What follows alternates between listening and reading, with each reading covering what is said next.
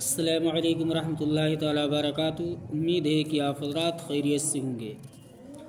हज़रात मैं आज आप तमामी हज़रात को कुछ मस्जिद के ताल्लुक़ से आप तमामी हज़रात को बता रहा हूँ जिनके वालिदैन ज़िंदा हैं या मरहूम हो चुके हैं।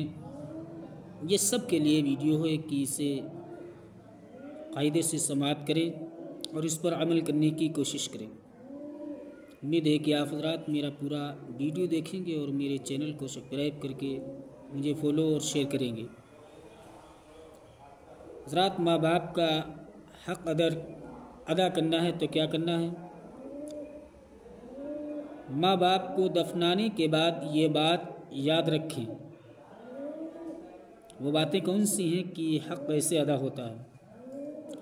तो हुज़ूर सल्लल्लाहु तआला अलैहि वसल्लम ने इरशाद फरमाया, जब आपके वालिदैन की मौत हो जाए तो उनकी कब्र के करीब बैठकर अल्लाह का ज़िक्र इतनी देर तक करो कि जितनी देर तक ऊँट ज़बा करके तक़सीम किया जाता है।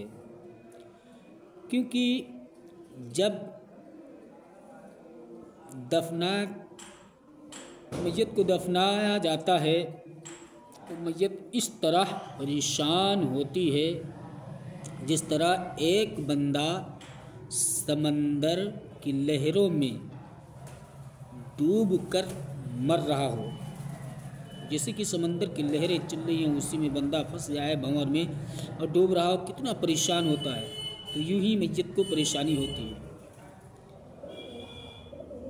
मगर जब अल्लाह तबारक व तआला का ज़िक्र होता है तो मैयत पर परेशानी नहीं होती, बल्कि मैयत बहुत खुश होती है कि मेरी औलाद ने मेरा हक़ अदा कर दिया। तो मेरी इस प्यारी सी बात को इतना फैलाओ कि कोई भी इससे बेखबर न रहे। उम्मीद है कि आप हज़रात मेरी इन बातों पर अमल करेंगे। अल्लाह ताला हम तमामी हज़रात की मग़फ़िरत फ़रमाए और अज़ाब क़ब्र अज़ाब जहन्नम से महफूज़ फ़रमाए। अस्सलामु अलैकुम।